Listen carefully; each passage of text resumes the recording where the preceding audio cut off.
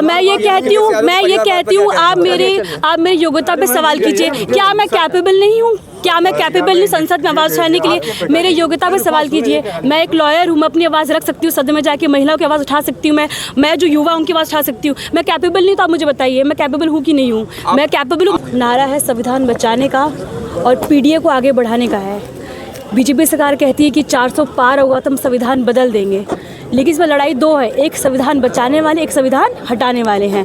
मैं यही कहूँगी कि इस बार जनता समझ गई है, इसका परिवर्तन होगा कि बीजेपी सरकार ने जो भी वादे किए 10 साल में वादे किए थे। मैं कहती हूँ आप सबका प्रश्न करने का अधिकार है, आप मीडिया वाले उनसे प्रश्न कीजिए और उनसे सवाल कीजिए, क्योंकि आप लोग सिर्फ सवाल करते हैं जो विपक्ष वालों से, लेकिन आप अपना सही काम करेंगे और सवाल पूछेंगे बीजेपी वालों से। चुनाव से पहले कभी राजनीतिक गतिविधि? जी मेरी 25 साल, अभी मेरे 5 महीना हुआ है। मैंने पहले एजुकेशन कंप्लीट किया है कि अगर मैं वकालत कर लूँगी, अपना अधिकार समझ लूँगी, मैं अधिकार समझने के बाद तभी तो लोगों के बीच में जाऊँगी, उनका अधिकार बताऊँगी। अगर मुझे अपने अधिकार के बारे में पता ही नहीं कि हमें संविधान ने क्या क्या अधिकार दिया है, क्या स्पेशल राइट्स मिले वुमन को, क्या फंडामेंटल राइट्स मिले हैं, अगर मुझे यही नहीं पता हो जनता के बीच में क्या बताऊँगी क्या क्या उनको अधिकार मिले। इसलिए मैंने पहले पूरी पढ़ाई की है, इसके बाद मैं पॉलिटिक्स में आई और मैं 2022 पिताजी के चुनाव में भी एक्टिव थे काफ़ी, और मैंने एज अ करियर पॉलिटिक्स अपना रुचि रखा है हमेशा से, तो मैं पॉलिटिक्स में क्षेत्र में जा रही है। जी मुद्दे यही है। मैं आपसे पहले ये बात कहना चाहूँ, तो जो बीजेपी सरकार ने 10 साल वादा किया था, 15 लाख बैंक में आएंगे, किसानों की आय दुगनी होगी, 2 करोड़ नौकरी का वादा किया था,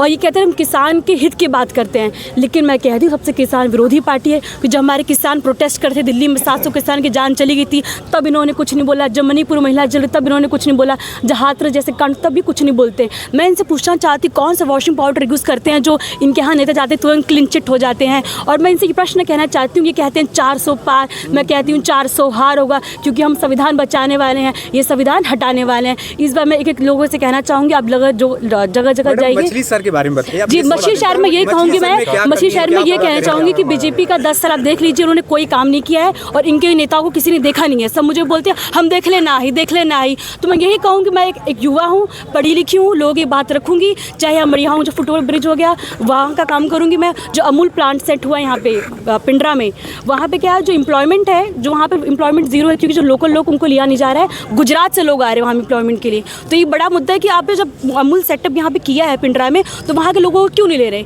ये एक बड़ा मुद्दा है। काशी द्वार जो मुद्दा है, और सबसे बड़ा मुद्दा है जो शिक्षा भर्ती में जो पेपर लीक हो रहे हैं, जो अन्याय हो रहा है, उसकी आवाज़ उठाऊंगी मैं। पीडीए को लेकर कितना असर रहेगा? मैं ये कहती हूँ आप मेरे योग्यता पे सवाल कीजिए। क्या मैं कैपेबल नहीं हूँ? क्या मैं कैपेबल नहीं संसद में आवाज़ उठाने के लिए? मेरे योग्यता पे सवाल कीजिए। मैं एक लॉयर हूँ, मैं अपनी आवाज़ रख सकती हूँ, सदन में जाके महिलाओं की आवाज़ उठा सकती हूँ। मैं जो युवा उनकी आवाज़ उठा सकती हूँ। मैं कैपेबल नहीं तो आप मुझे बताइए मैं कैपेबल हूँ कि नहीं हूँ? मैं कैपेबल हूँ। मेरे पास संविधान तौर पे जीतेंगे तो आधी आबादी के लिए क्या करेंगे? जी मेरा पहला ये होगा, जो 30 लाख वैकेंसीज खाली हैं गवर्नमेंट जॉब में, उनके लिए काम करना चाहूँगी, और जो महिलाओं को एक्टिव करूँगी, चाहे उनका प्रेजेंटेशन बढ़ जाए, क्योंकि महिला प्रेजेंट होंगी तो भी तो उनकी बात रखा जाएगा। दूसरी बात, जो महंगाई है सबसे ज़्यादा बढ़ गई, महंगाई कम करने की हमारी सरकार काम करेगी, और जो पुरानी पेंशन बहाल होगी, अग्निवीर समाप्त होगा हमारा, और जो पुअर लाइन से नीचे महिलाएं उनको 3000 पर मंथ दिया जाएगा, गेहूं की जगह हम आटा देंगे। ये तमाम काम करेंगे। हमारी लड़ाई बिल्कुल नहीं, हम जीत रहे हैं इस बार, क्योंकि हमारी बीजेपी सरकार ने काम ही नहीं किया। तो मैं कहती हूँ जनता से कि एक महीना बंद कर दीजिए न्यूज़ चैनल देखना, जनता खुद समझ जाए किसको वोट देना है, किसको वोट नहीं देना है। जी पिछड़ा दलित